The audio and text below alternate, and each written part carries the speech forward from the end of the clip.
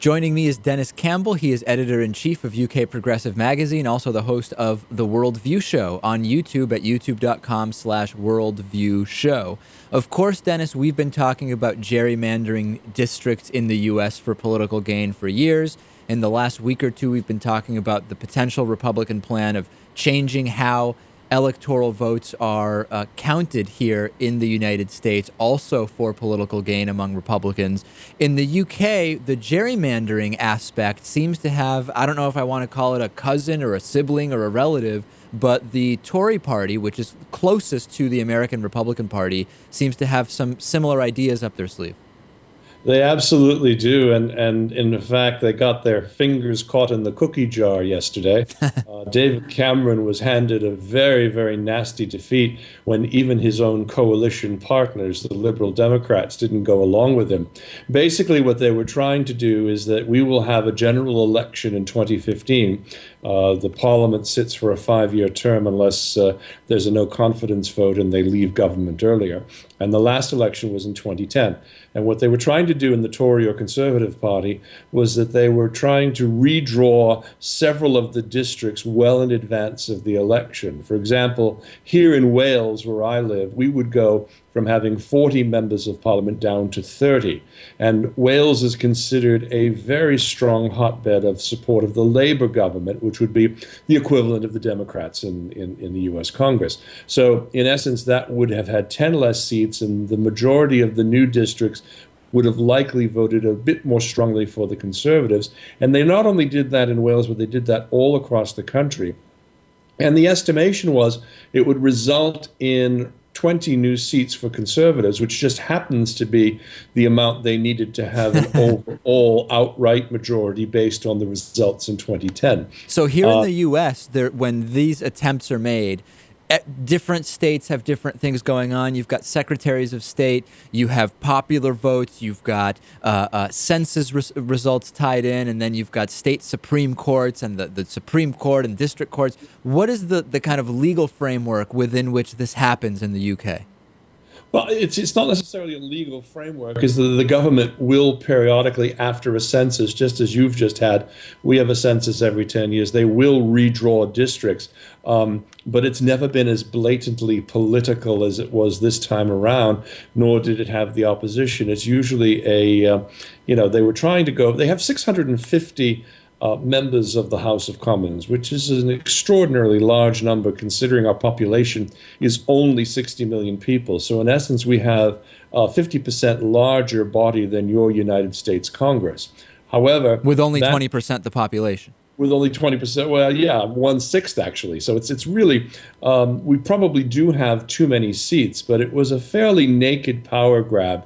And, particularly in light of Prime Minister Cameron going before the European Union and drawing a line in the sand, as we talked about a couple of weeks ago, saying, accept our rules and do it our way or we're going to leave. Well, many members of the European Union are saying, don't let the door hit you on the way out. So there's a bit of posturing on all sides.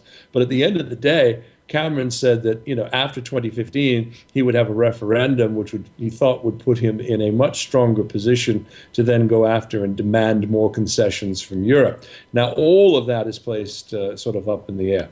So what is the what action is being taken to try to prevent this from happening in this way that would give the 20 additional seats? Well, it was defeated yesterday by the Parliament. They had a vote. Now, the Tories do not have complete control of the government like your Republicans do in the United States House. They are in what's called a coalition government with the Liberal Democrats. And that's the only way they have enough to have a majority with which to form a government. Their coalition partners, the Liberal Democrats, were very upset because earlier, well, actually later last year, the Tories blocked an effort by the Liberal Democrats to reform the House of Lords, which is the upper chamber of government, which is, really kind of a mess right now, because if you have any sort of a title, you're in this body, but it doesn't really accomplish much of anything. So they wanted to change it and make it more responsive and more representative. The Tories fought against that, and many view what happened yesterday with this uncharacteristic defeat in which all of the Lib Dems voted against the government, as well as several members of the Conservative Party, the Tories, also voted against the government. to be rather extraordinary. Last thing I want to touch on is when something along these lines happens in the U.S., only a small percentage of people even hear about it, and an even smaller percentage of people really seem to care. When something like this is attempted in the UK, in terms of the general masses, are people aware of what's going on? They are to some extent, but there is a tremendous amount of apathy in this country to the political process. I mean, people pay attention when it's time for general elections, which are every 5 years or so. But when we have local elections, for example, in which you're electing your local council, the people that are actually involved in the day-to-day areas that would most concern you, we see drop-offs from roughly the 70% that turn out for general to somewhere closer to 50, if not less percent. And if we have a European election, which we sometimes do for European Parliament, or special election questions, we can literally find ourselves in a situation, as we saw earlier last year in Wales, when they voted to further devolve and take more powers on, where 12% of the people showed up for that particular ballot.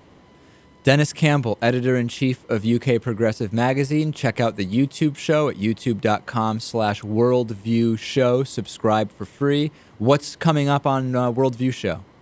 Well, we have a wonderful interview with a young man by the name of Adel El-Adawi.